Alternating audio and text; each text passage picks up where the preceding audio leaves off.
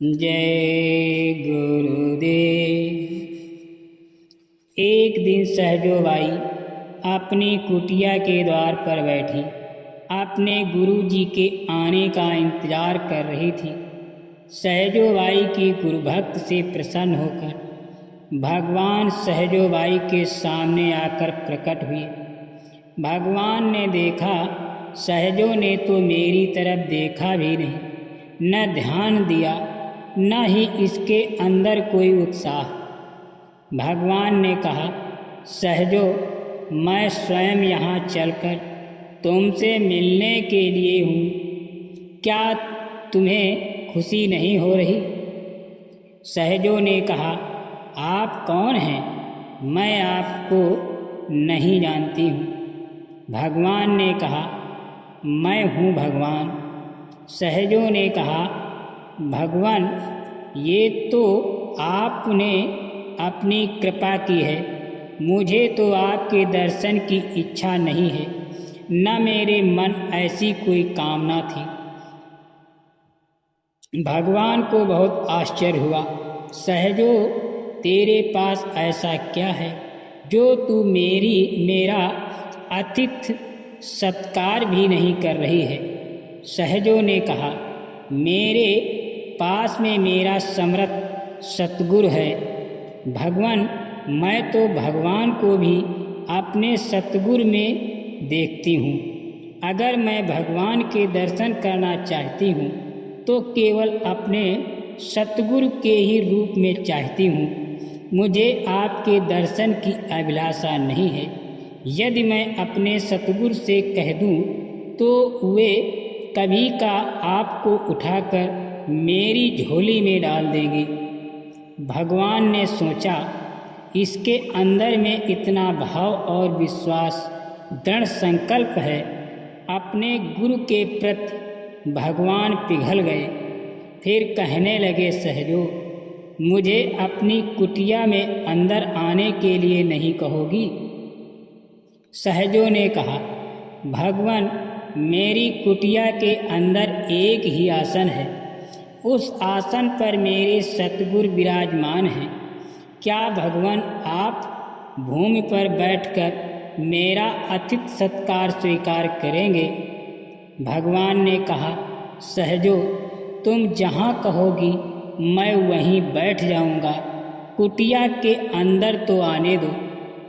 भगवान कुटिया के अंदर में देखते हैं कि यहाँ तो सचमुच एक ही आसन लगा है, वो भी गुरु का। भगवान भूमि पर ही बैठ गए। भगवान ने सहजो से कहा, सहजो, मैं जहाँ जहाँ जाता हूँ वहाँ पर कुछ न कुछ देता हूँ, ऐसा मेरा नियम है, कुछ आप भी मांग लो। सहजो ने कहा, भगवान, आपसे मुझे कुछ मांगने की अपने जीवन में कोई ऐसी भी कामना नहीं है। भगवान ने कहा, फिर भी कुछ तो मांगना ही पड़ेगा। सहजो ने कहा, भगवान, आप मुझे क्या दे सकते हैं? आप तो स्वयं ही एक दान हो, जिसे मेरा दाता सतगुरु अपने अनन्य भक्त को जब चाहे दान कर देता है। अब बताओ, दान बड़ा है या दाता? भगवान ने कहा, मैं जीवों को पैदा करता हूँ और मारता हूँ। सहजो ने कहा, आपने तो जीवों को जन्म मरण, रोग भोग, दुख सुख में उलझा रखा है। ये तो मेरे सतगुरु दीनदयाल ने ऐसी कृपा कर दी है, हर प्राणी को विधिवत भक्ति बताकर, राह पकड़ाकर, अपनी शरण में लेकर, अपना सहारा देकर, जीवों को निर्भय बनाकर, इस मृत्यु लोक से छुड़ाकर प्रभु परमात्मा में मिला देते हैं। हरि ने जन्म दियो जग माही, गुरु ने आवागमन छुटाही। भगवान ने फिर मुस्कुराते हुए कहा, सहजो, आज मेरी कुछ तो मर्यादा रख ले, कुछ सेवा भी दे दे। सहजो ने कहा, भगवान, एक सेवा है, जब मेरे सतगुरु आ जाएंगे मैं उन्हें भोजन करा दूंगी, तो आप उनके चरणों में बैठकर मेरे गुरु जी के चरणों को दबा देना। कहानी बता रही है कि भगवान ने सहजो ने अपने गुरु चरणदास जी महाराज के चरणों को दबवाए। इसे कहते हैं सच्चे सतगुरु के प्रति सच्ची समर्पण भक्ति। अगर साधक के अंदर मर्तलोक से लेकर स्वर्गलोक और स्वर्गलोक से लेकर अनामि महाप्रभु तक पहुँचने की कामना जागृत हो तो उसे केवल दृढ़ विश्वास होना चाहिए कि मुझे कहीं जाने की आवश्यकता नहीं है, ये तो मेरे सच्चे बादशाह यूं ही दे देंगे। लेकिन कब?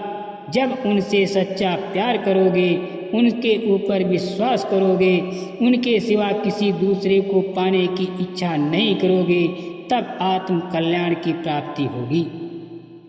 भक्त वही जो अपने गुरु के चरणों में समर्पित है, अपने गुरु के सिवा दूसरे के दर्शन की इच्छा अपने मन में भी नहीं रखता।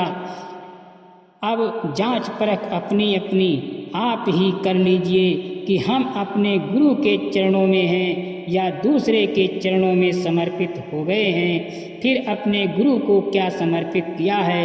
जब इस शरीर को हम अपनी इच्छा से गुरु को दे चुके हैं, फिर दूसरे के चरणों में समर्पित होने की जरूरत ही नहीं।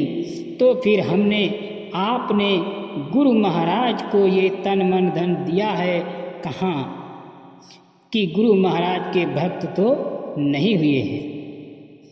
जय गुरुदेव।